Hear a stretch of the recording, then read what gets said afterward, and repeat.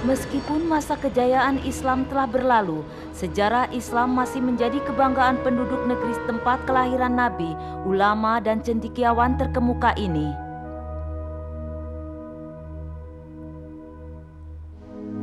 Uzbekistan, bekas bagian Uni Soviet di Timur Tengah masa rezim komunis yang merdeka 1 September 1991.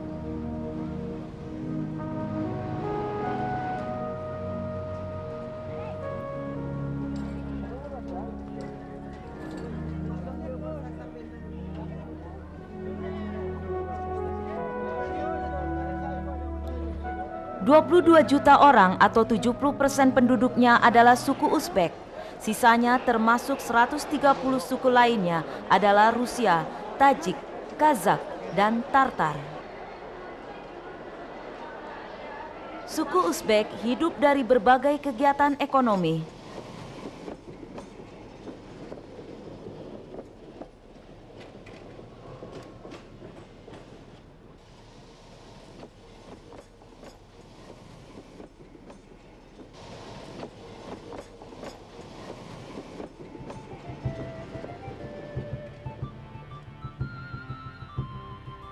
Kebanyakan wilayah Uzbek ditanami kapas, namun di pinggiran kota Samarkand ditanam juga anggur dan plum. Antara akhir Agustus dan awal September musim panen buah tiba.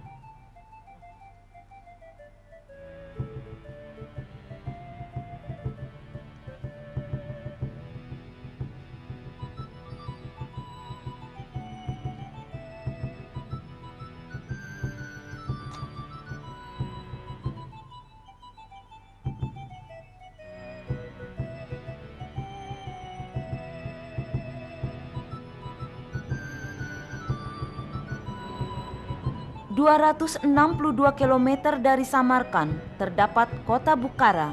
Sejak kedatangan Islam pada abad ke-8, Bukhara menjadi pusat ilmu pengetahuan dan peradaban Islam paling terkemuka di Timur Tengah.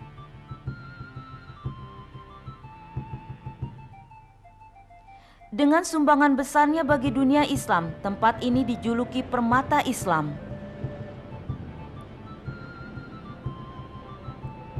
Munculnya cendekiawan Muslim seperti Ibnu Sina yang mendorong perkembangan ilmu pengetahuan dan ideologi membuat Islam menjadi lebih terpandang di seluruh dunia.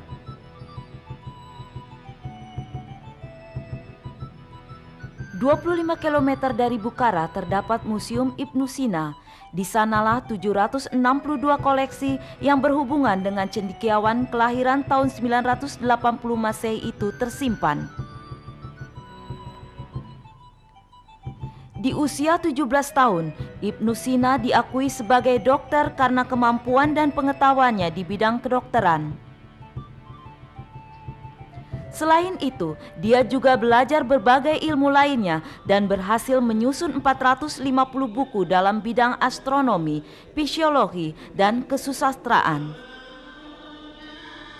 Salah satu buku kedokteran susunannya pernah dijadikan referensi oleh kalangan kedokteran selama berabad-abad.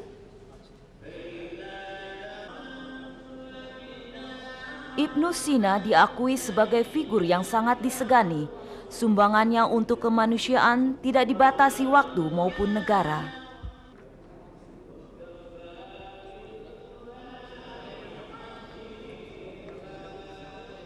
Mata air Ayub. Makam besar Nabi Ayub merupakan daya tarik tersendiri bagi para peziarah dan sangat terkenal di kalangan penduduk setempat maupun orang asing. Makam tersebut merupakan satu dari 20 atau lebih sisa-sisa peninggalan sejarah di Bukhara. Makam tersebut dibuat pada abad ke-12. Menurut penduduk setempat, air mancur yang terdapat di sana baik untuk mengobati luka karena mengandung mineral. Itulah salah satu cerita tentang air mancur. Bukhara dahulu pernah mengalami kekeringan yang cukup lama.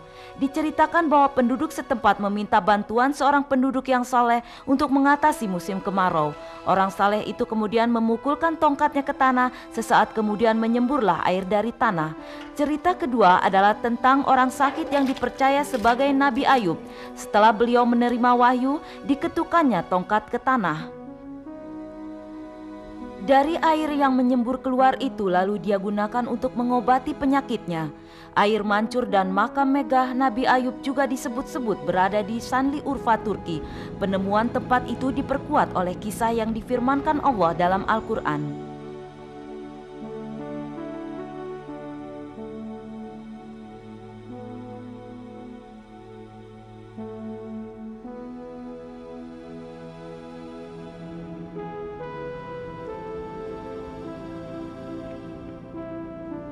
Di Sanli Urfa, Turki, ada sebuah gua bawah tanah yang dipercaya sebagai tempat Nabi Ayub bersama istrinya tinggal selama beliau sakit.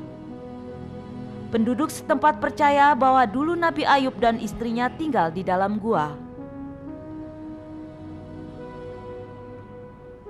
Kepercayaan bahwa orang-orang menjauhinya karena penyakitnya tidak sepenuhnya benar.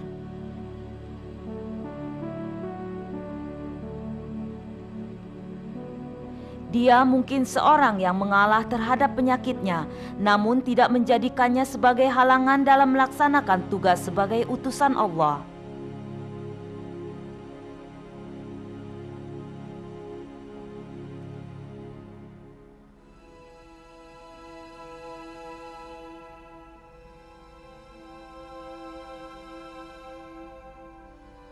Ini adalah gua tempat Nabi Ayub menghabiskan waktunya untuk berdoa dan beribadah kepada Allah.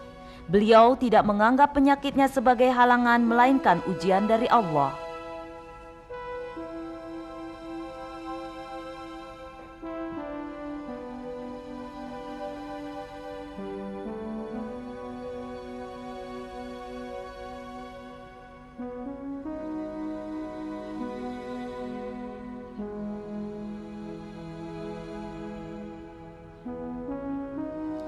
Air mancur yang biasa digunakannya terletak tidak jauh dari gua itu.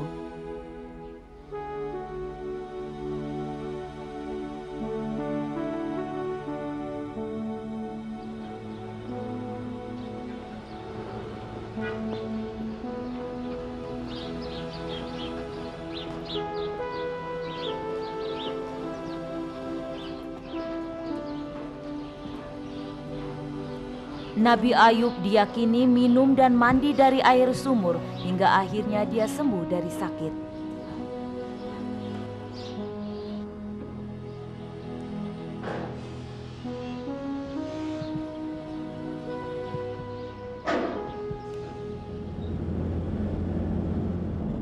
Makam Nabi Ayub ditemukan di Eyüp, Turki, 80 km sebelah timur Sanli Urfa.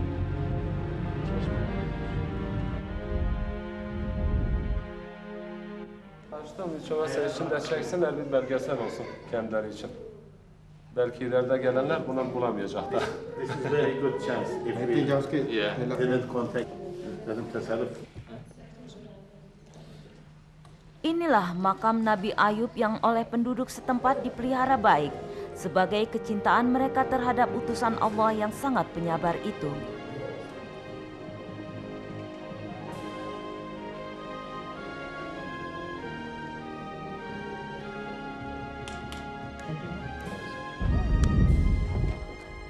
Makam Rahimah, istri Nabi Ayub, terletak tidak jauh dari suaminya.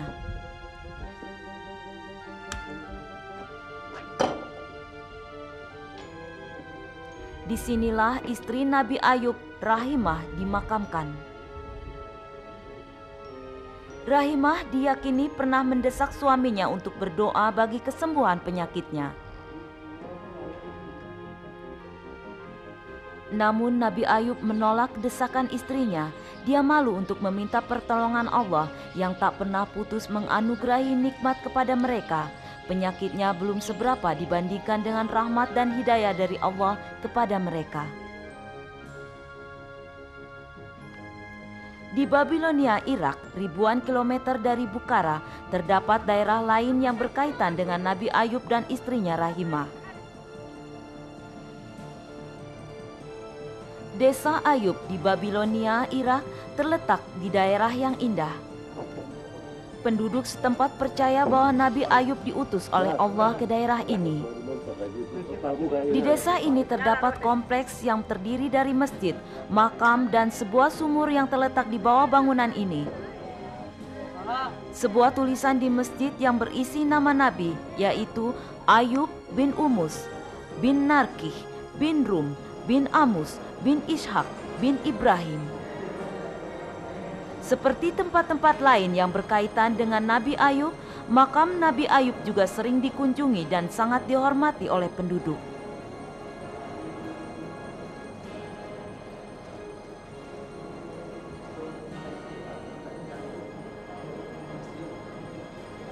Makam ini diyakini sebagai makam Rahimah, istri beliau yang kesetiaannya turut diuji Allah.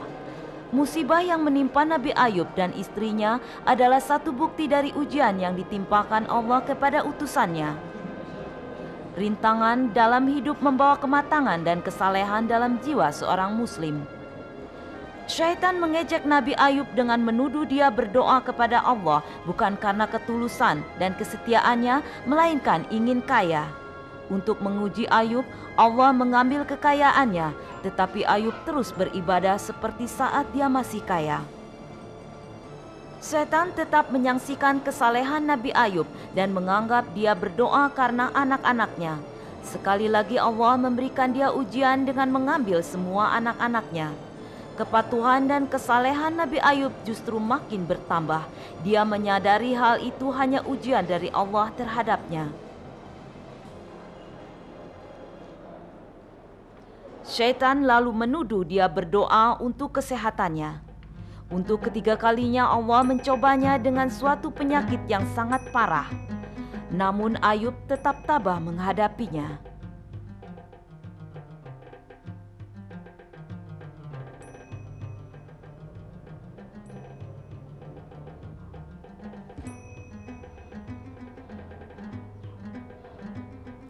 Air mancur ini diyakini muncul ketika Nabi Ayub menghentakkan kakinya ke tanah.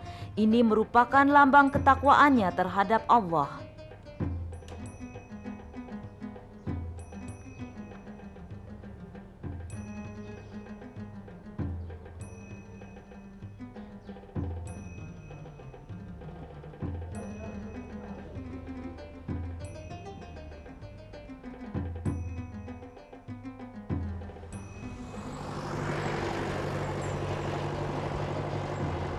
Nawa terletak sekitar 100 km sebelah selatan Damaskus, Syria.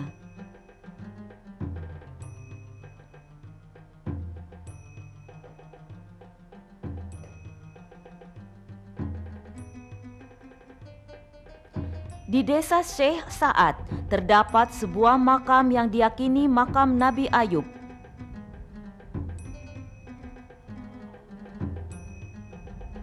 Dialah sang nabi yang sangat penyabar itu.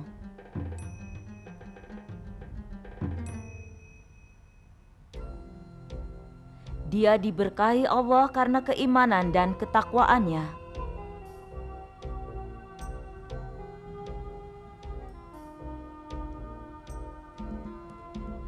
Kesabarannya diuji oleh Allah sebagai contoh bagi umat Nabi Muhammad.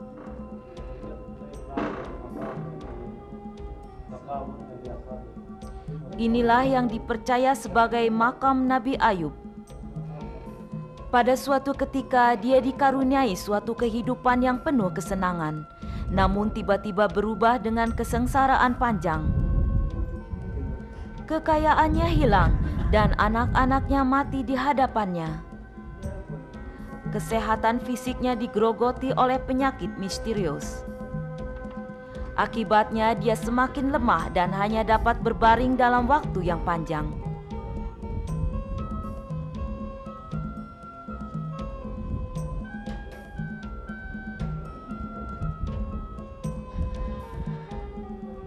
Selain makam Nabi Ayub, terdapat makam putranya, Bashar bin Ayub.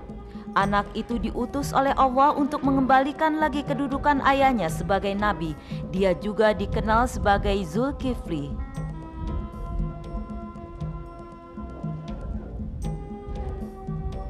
Nabi Ayub memang kehilangan segalanya kecuali keimanannya. Syaitan membujuk Rahimah, istri Ayub, untuk menyuruh suaminya segera meminta kesembuhan kepada Allah. Ketika beliau sadar istrinya termakan bujukan syaitan, Nabi Ayub meminta istrinya untuk meninggalkannya.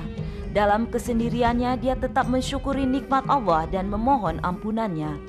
Sebagai balasannya, Allah memberkahinya dengan mengembalikan semua yang telah diambil dari Nabi Ayub. Dia memperoleh kembali istri, anak-anak, dan kekayaannya. Kota Samarkand di Uzbekistan yang berumur 25 abad adalah kota tertua di dunia.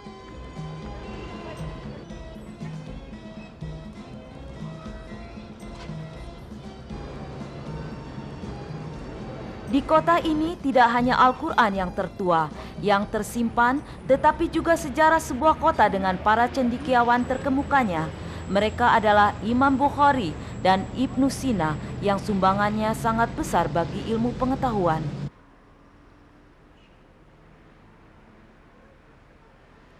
Islam masuk ke Uzbekistan pada tahun 89 Hijriah yang dipimpin oleh Qutaibah bin Muslim untuk memenuhi keinginan Al-Walid bin Abdul Malik. Al-Walid kala itu adalah khalifah dari dinasti Umayyah. Di seluruh Uzbekistan saat ini diperkirakan terdapat sekitar 500 buah masjid. Sayangnya, kebanyakan masjid-masjid tersebut berubah menjadi toko dan bahkan ditinggalkan selama komunis Soviet berkuasa. Samarkand memiliki arti yaitu kota yang kaya atau kota jamaah. Sebutan itu sangat tepat karena sejak dulu Samarkand telah terkenal baik akan kemakmurannya maupun fungsinya sebagai tempat berkumpulnya kaum cendekiawan. Lebih dari 4 abad yang lalu, Imam Bukhari menjadi salah seorang ulama terbesar dalam sejarah Islam. Di dalam kompleks yang dibangun di Samarkand, sebagai penghormatan atas sumbangannya ini terdapat pula makam, sekolah, dan sebuah masjid. Sumbangannya dalam bidang hadis selalu dikenang. Kumpulan hadis-hadisnya menjadi acuan penting bagi umat muslim di samping Al-Quran.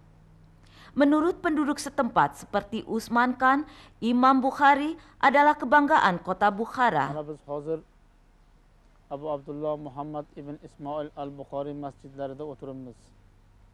Imom al-Bukhari tarixiga oid bir narsaga nazar tashlaymiz. Hazrati Imom al-Bukhari 194-hijriy yilda 809-milodiy yilda Buxoro shahrida tavallud topadilar. Otalari Ismoil o'z davrining eng yetuk Imom al-Buxori Qur'oni Karimni batamom yod ko'tarib oladilar. 10 yoshga kirganlarida bir necha ming payg'ambarimiz sallallohu alayhi va sallam aytgan hadislarni yod qilib oladilar. 16 yoshga kirganlarida ilmlarni mukammallashtirishlik uchun va mana shunchalik mashaqqatlar bilan tarbiya qilgan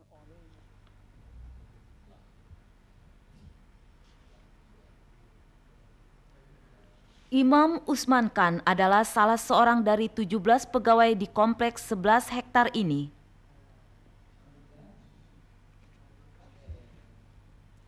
Dia menuturkan bahwa masjid, sekolah, dan perpustakaan dibangun tahun 1974.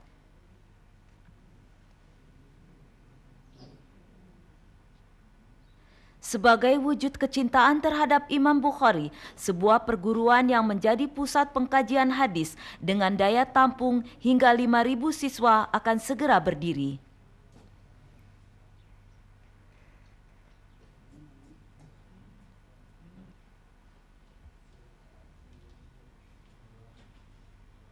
Ini adalah makam Imam Bukhari. Imam Bukhari wafat pada hari Jumat 30 Ramadan tahun 256 Hijriah dalam usia 62 tahun. Nama lengkapnya adalah Abdullah Muhammad bin Ismail bin Ibrahim bin Al-Mughirah. Sebutan Al-Bukhari menunjukkan bahwa dia lahir di Bukhara, 262 km dari tempat ini. Imam Bukhari dikenal atas keteladanan wataknya sebagai ulama hadis. Dialah salah satu ulama pertama yang menyusun hadis secara sistematis. Salah satu hadis terkenalnya adalah yang berjudul Sahih Bukhari. Membutuhkan waktu penyelesaian selama 16 tahun oleh para ulama Islam, kumpulan 9.082 hadis ini dijadikan acuan.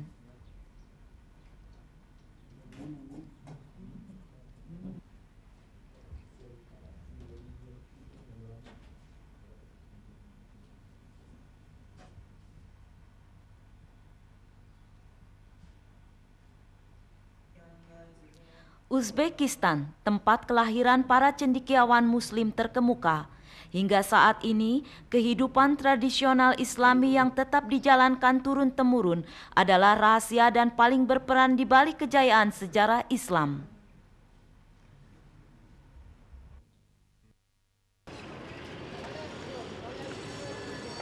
Pesan Allah dibawa ke tempat ini sejak abad 8 pada masa pemerintahan Al-Walid bin Abdul Malik, Khalifah ke-6 dinasti Umayyah.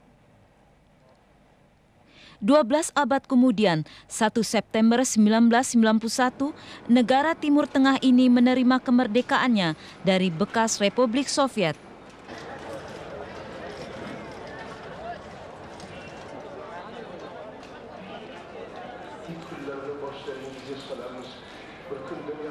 ...600 tahun yang lalu, Tashkent terkenal karena lokasinya yang strategis. Selama 10 abad, kota ini menjadi persinggahan utama para pedagang di jalur sutra antara Beijing di timur dan Istanbul di barat. Tashkent pernah menjadi pusat perdagangan dan peradaban. Bagian dari kebudayaan dan warisannya masih tetap dilestarikan hingga saat ini. Jelasnya kaum Muslim di wilayah ini telah mengenal Islam dan Al-Quran selama berabad-abad.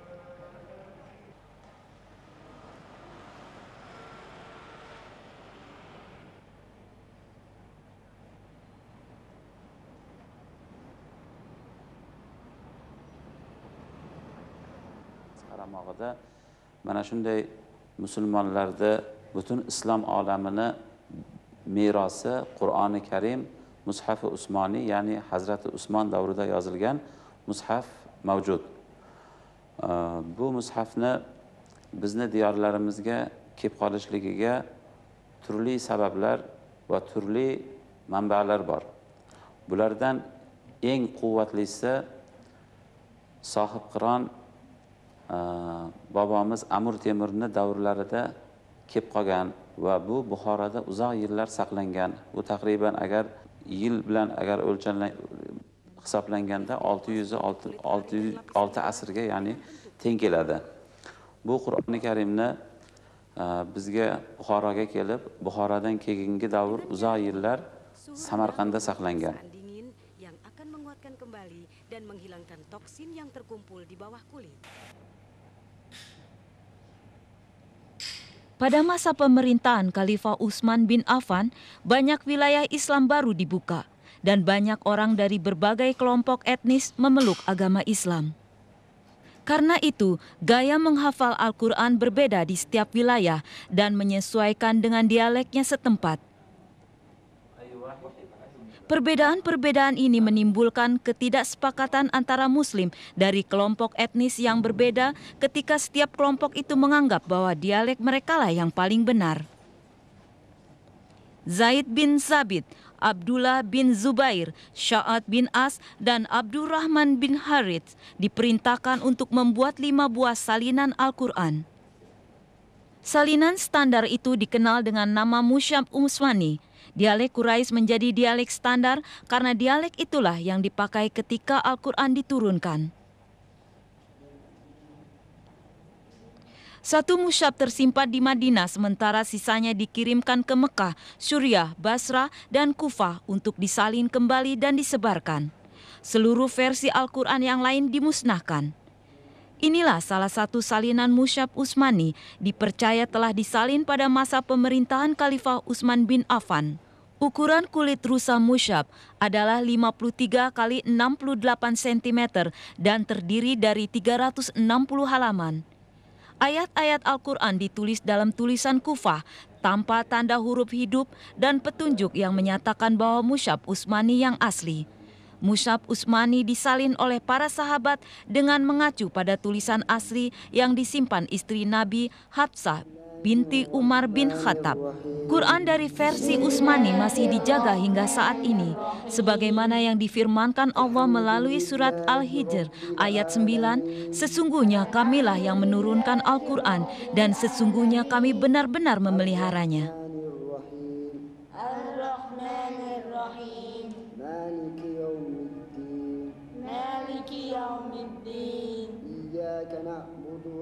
وإياك نستعين إياك نعبد وإياك نستعين اهدنا الصراط المستقيم اهدنا الصراط المستقيم صراط الذين أنعمت عليهم صراط الذين أنعمت عليهم غير المغضوب عليهم ولا الضالين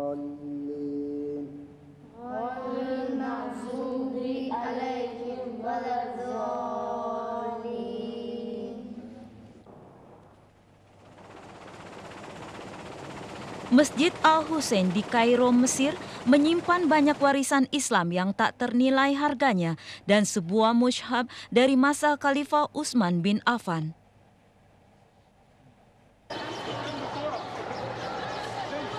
Masjid Al-Husain berada satu deret dengan toko-toko yang selalu ramai dikunjungi, termasuk oleh para peziarah.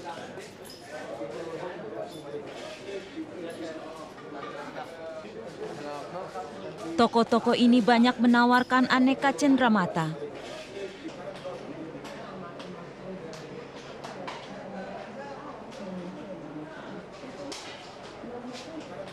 Cenderamata buatan tangan berkualitas tinggi dan halus ini sangat digemari orang-orang dari seluruh dunia.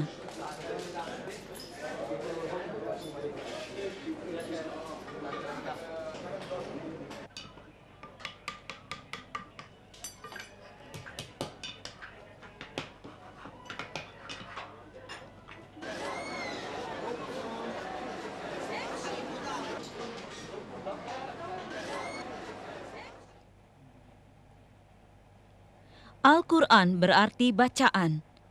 Definisi teknisnya berarti perkataan dari Allah yang diwahyukan kepada Nabi Muhammad SAW dengan arti yang sesungguhnya dan disampaikan melalui malaikat Jibril. Itulah yang tertulis dalam mushaf dan diteruskan kepada kita oleh sejumlah orang atau tawatur dari generasi ke generasi dengan cara menghafalnya. Kitabullah Al-Furqan, Az-Zik, Al-Mubin, dan Al-Karim adalah nama-nama lain Al-Quran. Mempercayai, menghafalkan, memahami dengan baik pesan dan menerapkannya ajaran Quran dalam kehidupan sehari-hari adalah kewajiban utama bagi setiap muslim. Mereka harus menempatkan keimanan mereka pada wahyu Allah agar tak menjadi golongan yang merugi di hari pembalasan.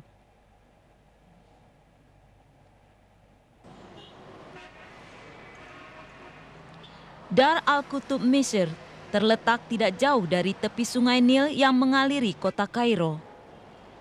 Kota ini dibangun Ali Basha Mubarak tahun 1870. Dar Al-Kutub memiliki koleksi khusus Al-Quran. Lebih dari 50.000 tulisan akademis dari berbagai macam studi tersimpan di sini. Selain dari itu, tidak kurang dari 400 tulisan tangan mushaf Al-Quran terjaga dengan aman.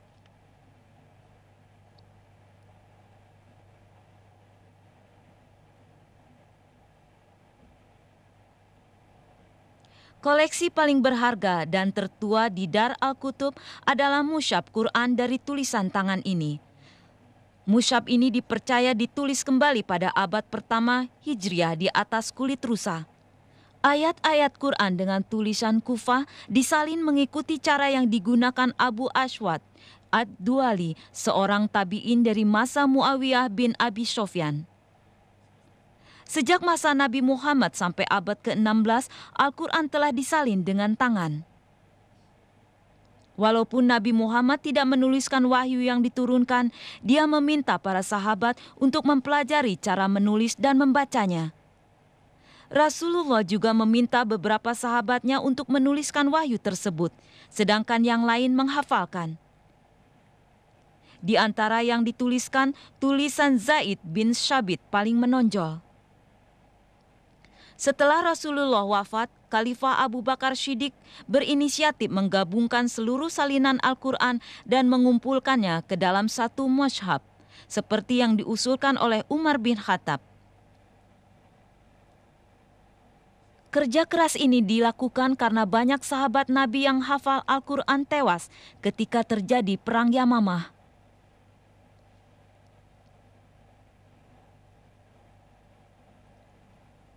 Kala itu dikhawatirkan firman-firman Allah akan menjadi tercecer atau hilang. Karena itulah Zaid bin Thabit, Ubay bin Ka'ab, Ali bin Abi Thalib, Utsman bin Affan, serta lainnya mulai mengumpulkan Quran ke dalam satu mushaf. Kemudian kumpulan tersebut diberikan kepada Khalifah Abu Bakar untuk disimpan.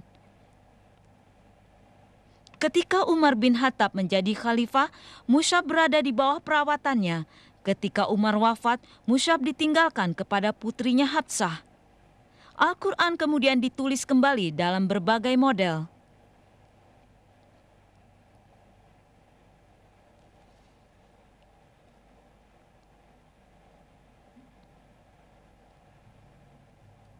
Ini adalah ukuran kecil dari koleksi Dar Al-Kutub.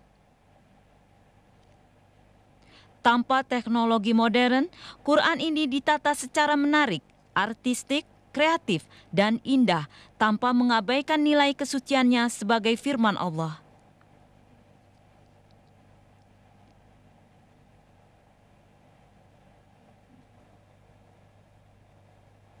Tulisan di atas Quran kulit berukuran kecil ini masih dapat dilihat walaupun usianya telah sangat tua. Walaupun Al-Quran telah disalin dalam banyak model dan ukuran, kemurnian dan keaslian tetap terjaga.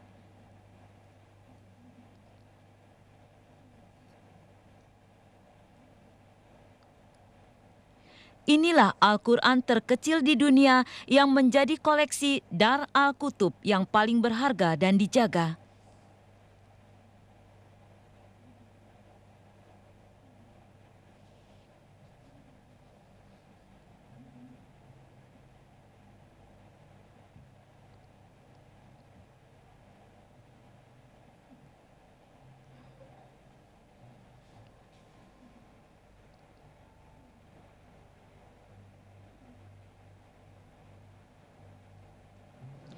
Museum Epigraf Arab memamerkan bagian dari efek dan pengaruh Al-Quran terhadap kehidupan sehari-hari. Di Damaskus, kaligrafi Surya dikenal sebagai bagian seni yang berkaitan dengan Al-Quran.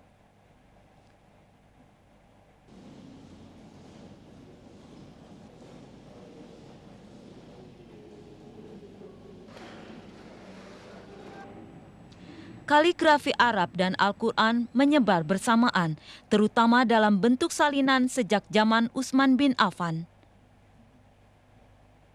Umumnya Al-Quran mempengaruhi identitas dan definisi pekerjaan pahatan sesuai dengan perkembangan tulisan dan huruf Arab.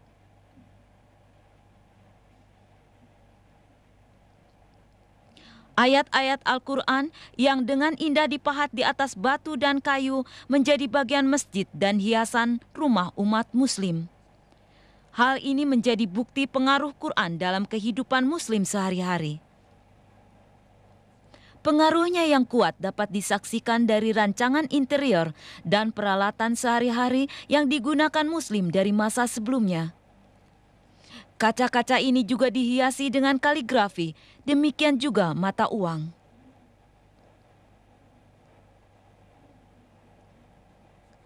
Penyebaran agama Islam mempengaruhi dekorasi keramik, porselen, dan uang logam.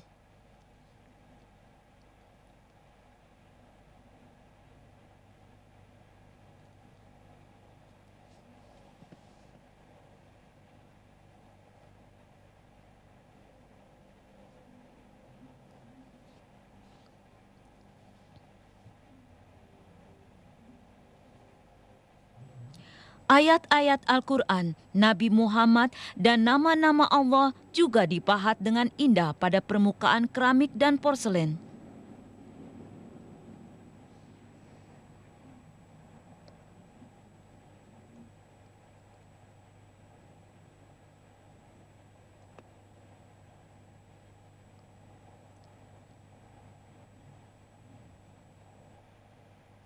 Dinar emas, dirham perak, dan fulus perunggu adalah 3 mata uang yang sama-sama digunakan pada masa sejarah peradaban Islam. Namun, pada tahap awal peradaban Islam, dinar Romawi dan dirham Persia juga digunakan secara luas.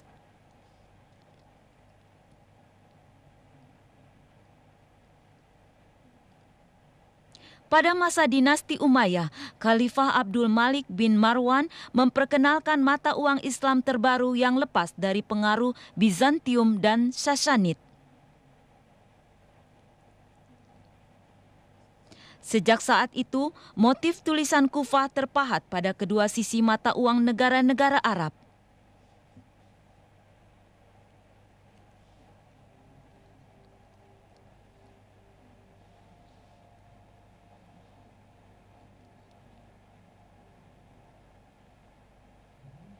Koleksi Al-Quran sejak 13 abad yang lalu tetap tersimpan dengan baik dalam Museum Nasional Damaskus, Suriah.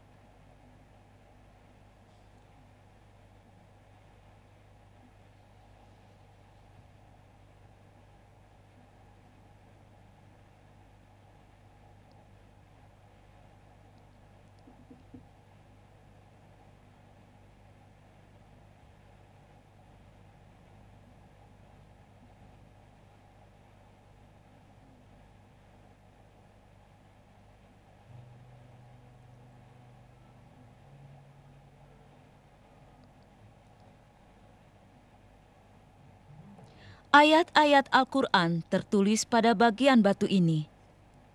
Hasil penelitian mengungkapkan bahwa tulisan ini berasal dari abad pertama atau kedua Hijriah.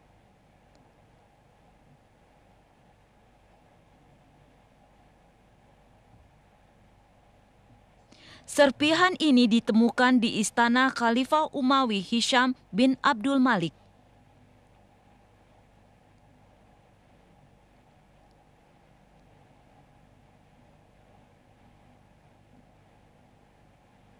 Pada bagian tulang ini, ayat Quran dengan tulisan nasyak dapat terlihat dan dipercaya dari abad kedua dan keempat Hijriah.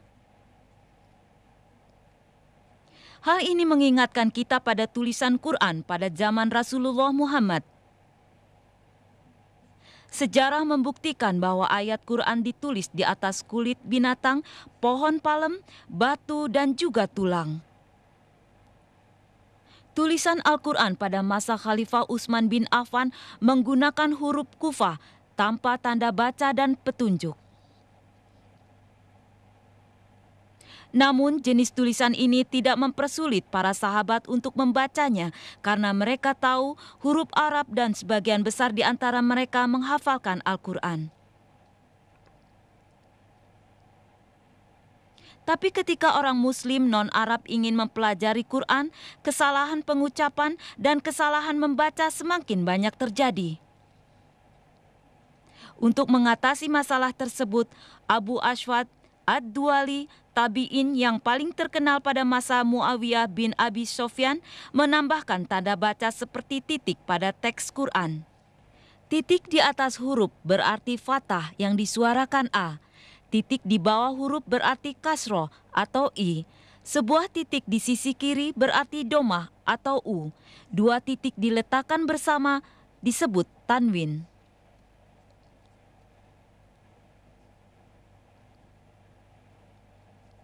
Sejak tanda ini hanya diletakkan pada huruf terakhir setiap kata, hal ini tidak banyak menolong dalam membetulkan satu pengulangan.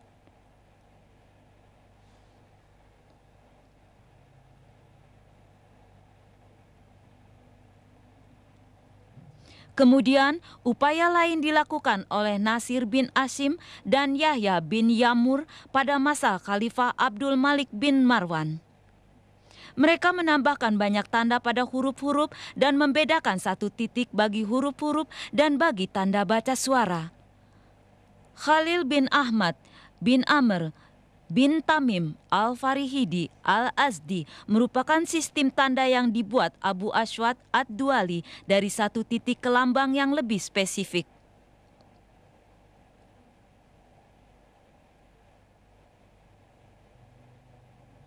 Pada masa Khalifah Al-Ma'mum, banyak tanda-tanda seperti petunjuk pada awal dan akhir kalimat ditambahkan hanya untuk mempermudah hafalan. Pengajar Quran juga menempatkan sebuah pemilah pada kepala setiap surat seperti nama surat, nama tempat wahyu diturunkan, dan urutan ayat-ayat. Petunjuk lain yang juga diperkenalkan seperti tanda bagian antara tiap bab untuk membuat penghafalan dan proses mengingat lebih mudah. Walaupun banyak gambaran baru digunakan untuk penghafalan dan proses mengingat, keaslian isinya tetap dijaga selamanya.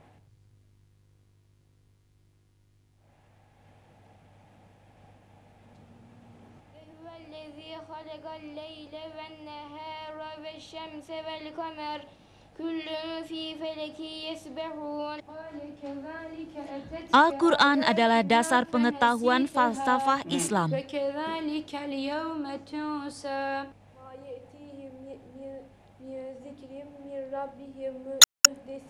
Manusia yang dibimbing dengan benar dapat menyadari bahwa dia diciptakan untuk menjadi khalifah Allah di muka bumi.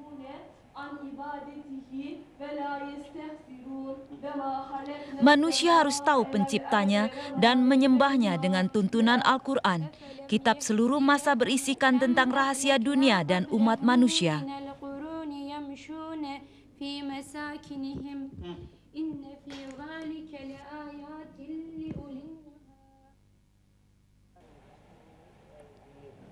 Kitab Allah menjadi tuntunan bagi seluruh umat manusia dalam menerima kebahagiaan di dunia dan akhirat.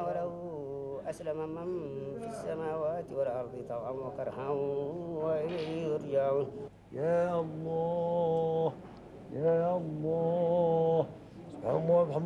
Percaya pada Al-Quran adalah kewajiban karena telah menjadi bagian dari 6 rukun iman.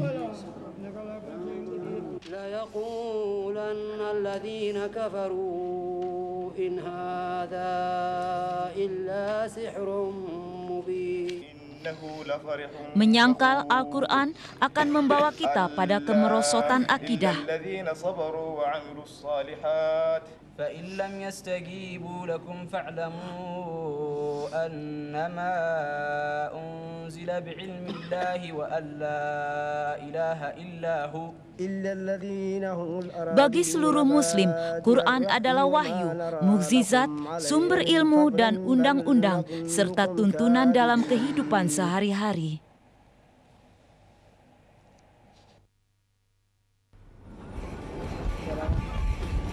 Inilah kota yang dulu pernah menjadi ibu kota kerajaan Ottoman setelah Raja Orhan Gazi mengambil alih dari kekuasaan Romawi Timur tahun 1326. Bursa terletak 243 km dari Istanbul, Turki.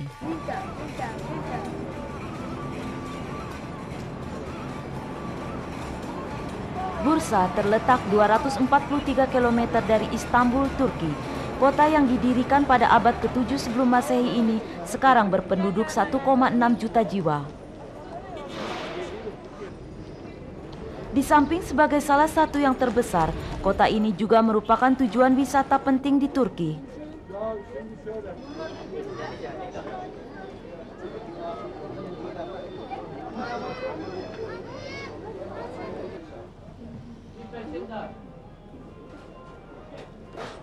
Selain mengingatkan akan pemerintahan Seljuk dan Ottoman, kota ini memang menarik untuk dikunjungi.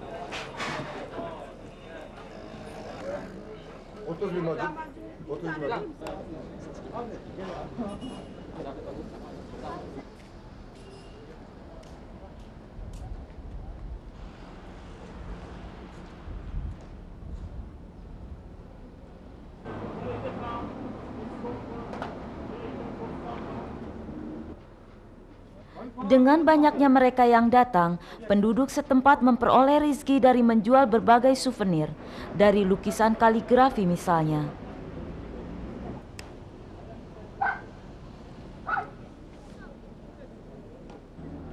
serta berbagai jenis hiasan perak.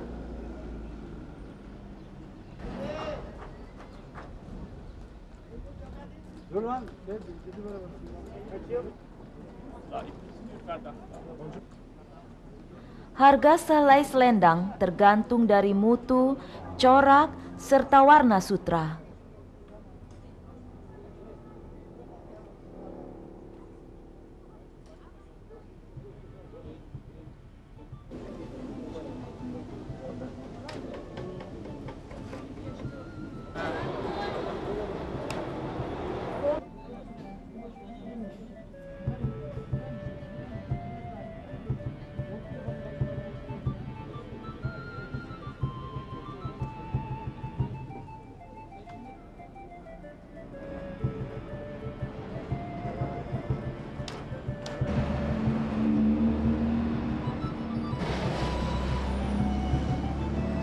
Bagi yang gemar berburu barang antik, toko barang antik menawarkan berbagai barang menarik seperti karpet, pintu, pakaian, dan perkakas dapur dari kayu yang konon diukir pada masa dinasti Ottoman. Dinasti Daulah Utsmaniyah atau Ottoman berkuasa di Turki selama 623 tahun dan berakhir tahun 1923. Menurut penduduk Bursa, Nabi Haidir dahulu pernah beristirahat di kota ini. Sebagian kalangan muslim percaya bahwa beliau masih hidup. Selain itu, sebagian orang di kota ini meyakini bahwa orang-orang tertentu dapat bertemu beliau pada malam Lailatul Qadar dan memintanya mengabulkan permohonan. Nabi Haidir diperintahkan Allah untuk menjaga laut, sementara Ilyas menjaga hutan dan bukit-bukit. Akan tetapi, tak ada ayat Al-Quran yang khusus menerangkan tentang Nabi Haidir lebih rinci. Namun, seperti yang disebutkan dalam surah Al-Kahfi, sebagian kalangan ulama tetap meyakini bahwa orang saleh yang misterius yang dijumpai Nabi Musa di pertemuan dua lautan adalah Nabi Haidir. Ini adalah masjid terbesar Bursa yang terletak di pusat kota. Masjid ini menjadi salah satu objek kunjungan peziarah. Masjid Ulu Kami dibangun oleh Raja Bayazid di tahun 1399 Masehi. Karena pernah dilanda gempa bumi, beberapa bagian masjid ini mengalami perbaikan. Hingga kini banyak yang masih bertanya, siapakah sebenarnya Nabi Haidir itu? Beberapa orang mengatakan nama asli beliau adalah Balya bin Muklan dari kaum Yahudi. Namun tak ada satu ayat dalam Al-Quran dan hadis yang membenarkan pernyataan itu. Pendapat kedua menyatakan bahwa Nabi Haidir itu sebagai Nabi Ilyas alaihissalam. Kalangan lain menyebutkan pula bahwa beliau adalah putra Nabi Isa atau bahkan malaikat, namun ini jelas sulit diterima. Masjid yang membanggakan penduduk Bursa memiliki 20 kubah besar dan 12 pilar penyangga atap. Di tengah masjid ini terdapat air mancur yang memberi kesejukan dan ketenangan. Airnya juga berfungsi untuk berwudu.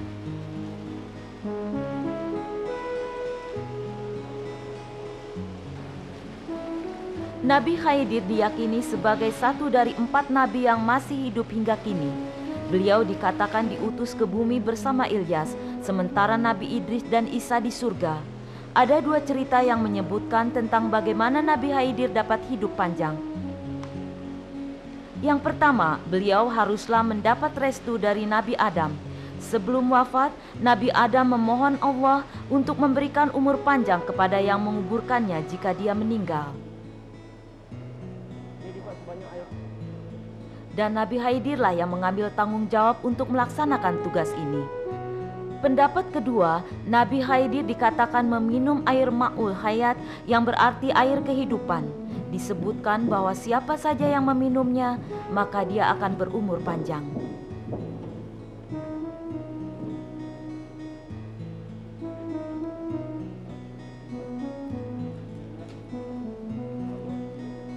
Menurut Imam Bukhari, ahli hadis terkenal, Nabi Haidir itu telah wafat.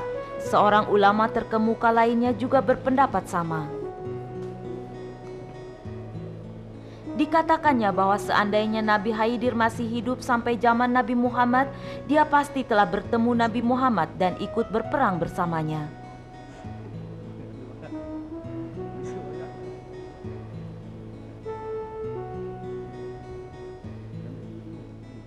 Namun demikian, jelas bahwa Nabi Haidir tak pernah bertemu Nabi Muhammad atau 10 utusan Allah antara masa Nabi Musa dan Nabi Muhammad.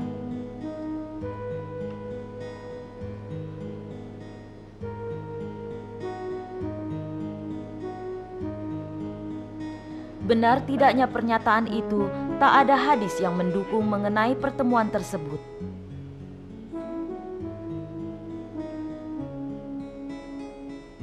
Ini adalah sebuah mimbar warisan masjid dari dinasti Ottoman yang masih terawat baik. Dahulu masyarakat Turki senang menggunakan kayu.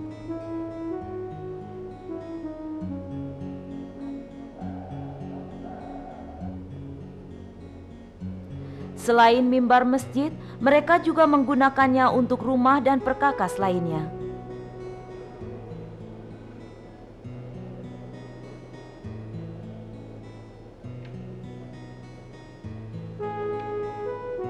Menurut para ulama seperti Imam Bukhari, kepercayaan bahwa Nabi Haidir masih hidup adalah tahayul.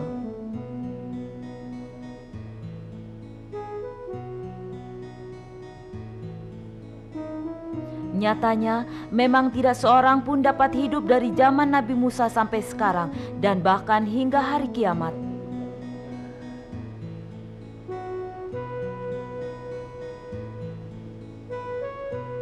Hampir setiap sudut masjid dihiasi kaligrafi yang dipengaruhi warna seni Turki, Arab, dan Seljuk. Setiap kreasi memiliki makna tersendiri.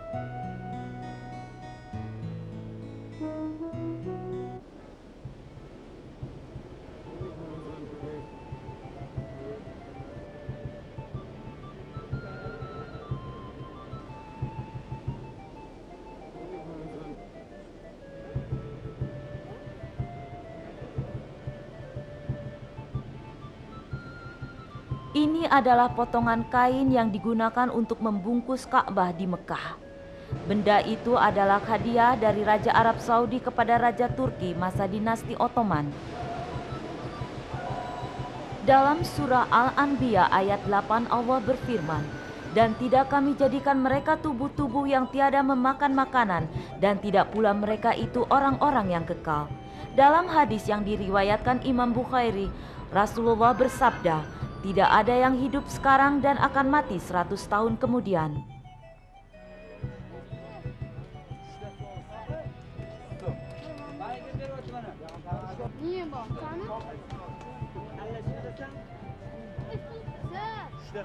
Kota Samarkand di Uzbekistan juga berkaitan dengan kisah Nabi Haidir.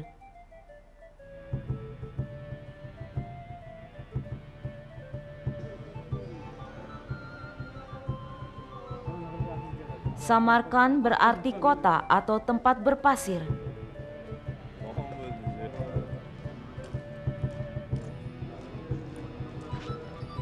Menurut penduduk setempat, dalam perjalanan Nabi Haidir dulu pernah singgah di kota ini.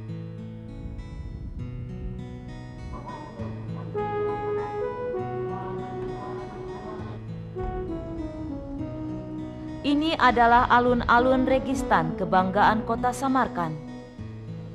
Tempat ini juga termasuk tujuan wisata di Uzbekistan yang terkenal. Samarkand dahulu pernah menjadi pusat pendidikan terkemuka dengan adanya universitas yang dibangun Raja Uzbek, Mirzo Ulugh-Bek. Ia adalah seorang raja yang juga ahli filsafat. Dahulu sekolah agama dibangun pula oleh Ulugh-Bek tahun 1417.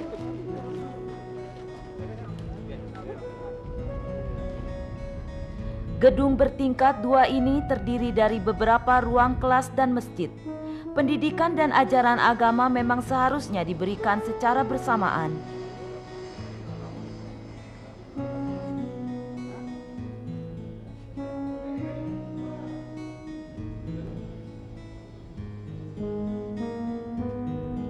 Gaya arsitektur sekolah dengan dinding dan kubah berlapiskan mozaik biru adalah pengaruh dari Persia. Pada abad ke-17, 2 pusat pendidikan dibangun di dekat sekolah Ulugh-Beg. Sekolah agama Sherdor dibangun antara tahun 1660 sampai 1636.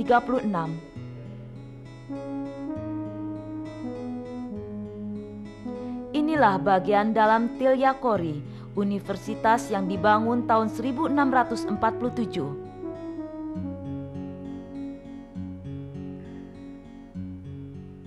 Tilyakori atau Tilakari berarti berlapis emas. Nama ini diberikan karena dekorasinya di hampir setiap bagian ruangannya berlapis emas.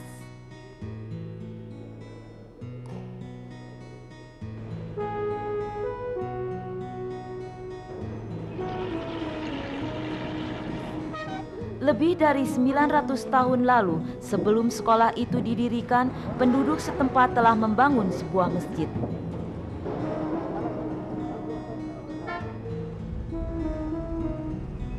Masjid Nabi Haidir adalah yang tertua di Uzbekistan.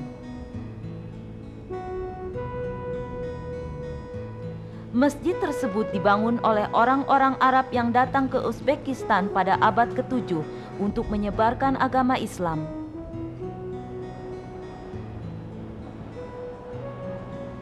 Menurut penduduk Samarkand, masjid ini disebut-sebut sebagai Masjid Nabi Haidir karena kunjungannya ke tempat ini.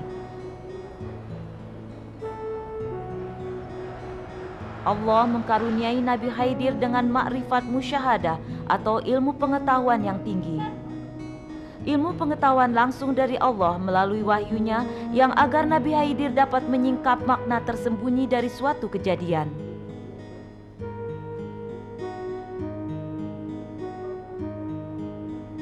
Kayu biasanya digunakan untuk dinding dan langit-langit masjid.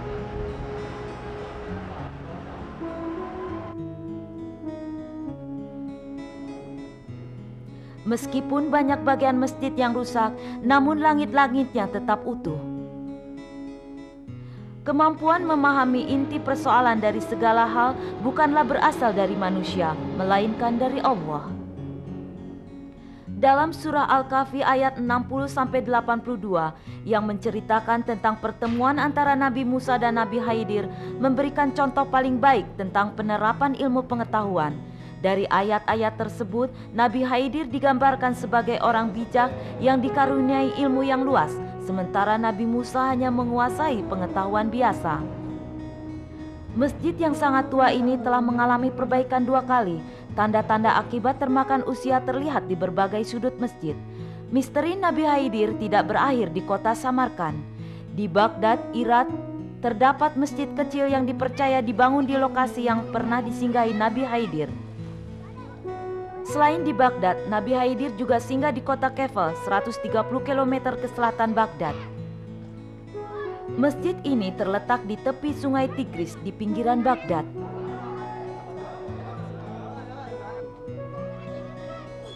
Selama musim semi, salju di sisi timur wilayah perbukitan Irak mencair dan membanjiri masjid dan sekitarnya.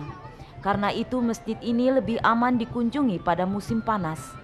Adalah suatu tradisi bahwa setiap tahun selama musim panas dari Juli hingga September, penduduk di sekitar masjid membersihkan dan mengecat kembali masjid. Menurut hadis yang diriwayatkan oleh Abi Dzar, Rasulullah mengatakan bahwa seluruhnya ada 124.000 nabi. Dari jumlah tersebut, terdapat hanya 313 utusan Allah atau Rasul. Namun telah menjadi kewajiban bagi setiap muslim untuk percaya. Hanya 25 rasul yang terpilih dari Adam sampai Nabi Muhammad SAW. Untuk itu kita dianjurkan untuk tidak memperdebatkan tentang Nabi Haidir, apakah beliau masih hidup atau telah wafat. Nabi Haidir memang dikenal sebagai orang yang soleh dan berilmu luas. Nabi Haidir dipercaya pernah ke Badrusiah yang tak jauh dari kota pelabuhan Latakia, Suriah. Ini adalah lokasi keempat dari kunjungan beliau yang terletak di daerah pinggiran sungai. Sebelum itu, beliau dipercaya pernah berkunjung ke Ras Muhammad di wilayah pertemuan antara Semenanjung Sinai, Mesir, dan Laut Merah. Lokasi ketiga adalah Baghdad, Irak, di pinggir Sungai Tigris. Di Suriah, Nabi Khidir dipercaya pernah ke Teluk Suwaidiyah yang damai dan indah.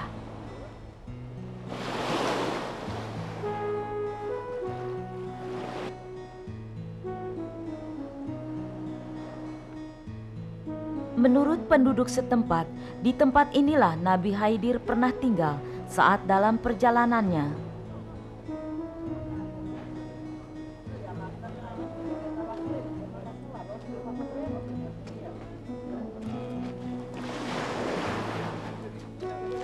Jika dikaitkan dengan pertemuan antara Nabi Musa dengan orang saleh yang misterius di daerah pertemuan dua lautan, mereka percaya bahwa dia adalah Nabi Khidir. Dalam surah Al-Kahfi Allah berfirman, "Lalu mereka bertemu dengan seseorang hamba di antara hamba-hamba kami yang kami telah berikan kepadanya rahmat dari sisi kami dan yang telah kami ajarkan kepadanya ilmu dari sisi kami."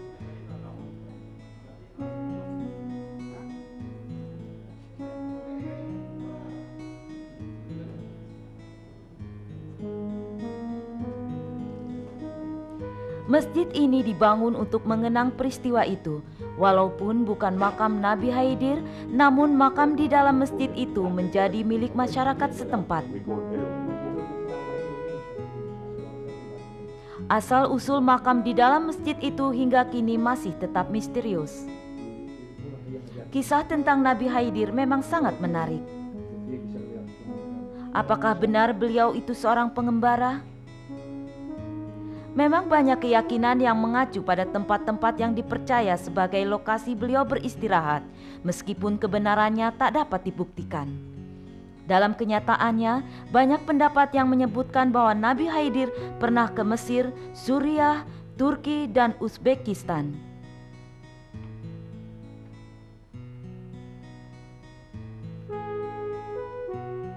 Tapi bagaimana beliau mencapai tempat-tempat tersebut yang letaknya saling berjauhan itu?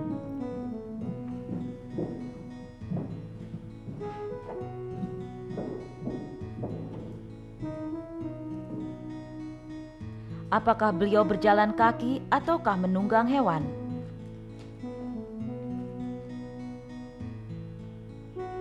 Atau Allah telah membantunya dengan semacam mukjizat hingga beliau dapat menempuh perjalanan ribuan kilometer dengan mudah.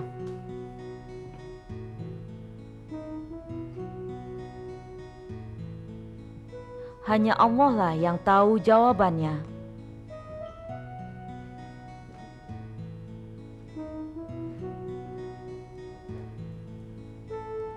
Nabi Khidir adalah seorang yang saleh. Setiap kali singgah di suatu tempat, beliau tak pernah melupakan tanggung jawabnya terhadap Allah dengan mendirikan sholat. Dalam surat An-Nisa Allah berfirman, "Dan apabila kamu bepergian di muka bumi, maka tidaklah mengapa kamu mengkosor sholatmu. Jika kamu takut diserang orang-orang kafir, sesungguhnya orang-orang kafir itu adalah musuh yang nyata bagimu." Islam bukanlah agama yang sulit untuk dijalankan. Baik dan buruknya berasal dari umat Islam itu sendiri. Surat Al-Baqarah ayat 286 mengatakan, Allah tidak membebani seseorang melainkan sesuai dengan kesanggupannya. Dia mendapat pahala dari kebajikan yang diusahakan dan dia mendapat siksa dari kejahatan yang dikerjakan.